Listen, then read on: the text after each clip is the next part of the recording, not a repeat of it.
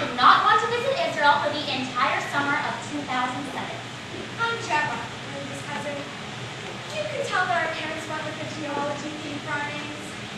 I have to say that I didn't feel like staying in Israel for the entire summer of 2007 either. Don't get us wrong here. We're not self-hating Jews or anything like that. But we had some serious reservations about giving up the entire summer for Israel. The adults are always pushing Israel on us. Israel is beautiful. There's so much culture over there. Also, they have the best dairy, citrus. The hummus is the best in the world. You think the state of Israel pays them a commission every time they get one of us to visit? Seriously though, they just don't understand that for us, you know, for Gemma and I, Israel just doesn't really matter. We're American, born and raised over here. I kind of like mac and cheese better than I like hummus. And hamburgers better than shawarma. The hummus actually reminds Ruby and I of cement. It's a big blob of cement that you're expected to eat with pita, a cardboard-like bread. It's not about the food, really. It's more about why. Why us? You know how every Passover they end the Seder with, "Next year in Jerusalem"? Well, for years I used to cry at the end of the Seder, thinking that next year we were going to move to Jerusalem. Why do they say it if they don't mean it? Or maybe they feel so guilty about not moving to Jerusalem that in order to feel good about themselves, they send us to spend the summer over there instead. Why don't you spend the summer in Israel? I asked them.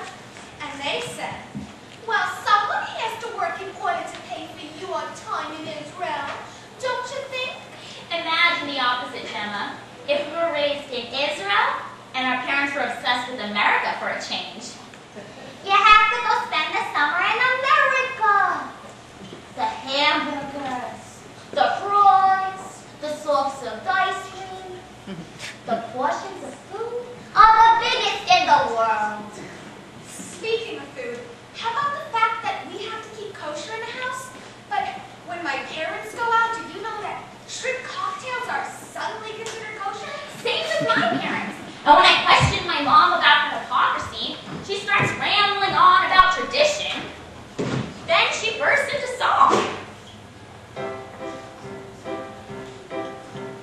You must know the way to make a proper home, a quiet home, a kosher home.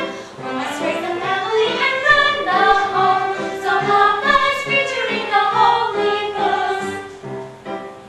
The mama, tradition, the mama,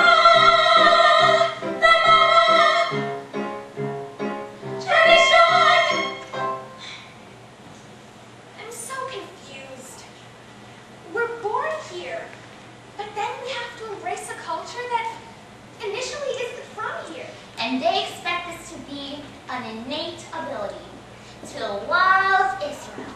So, on June 4th, 2007, Ruby and I boarded a Virgin Atlantic flight to London Heathrow. And after a 10-hour flight to London and a 3-hour wait at Heathrow, we boarded an El Al flight to Tel Aviv, Israel. Shalom and welcome to Allow Flight 001 from London Heathrow to Ben Gurion, Israel. I'm your purser Shlomi Bar, and you are flying on one of our new Jumbo 747 aircraft. Expected flight time will be 4 hours and 55 minutes, and yes, you will be surprised to hear that we are leaving on time. Our captain today is Uzi Rakia, First Officer Kobi Shemesh, and Flight Engineer Zaki Kohavi. The wonderful team of flight attendants on board will be taking care of all your needs. They are Yara, Jana, Almog, and Danielle, and they will proceed to get you ready for today's flight. Thank you for choosing Allow. We wish you a pleasant flight.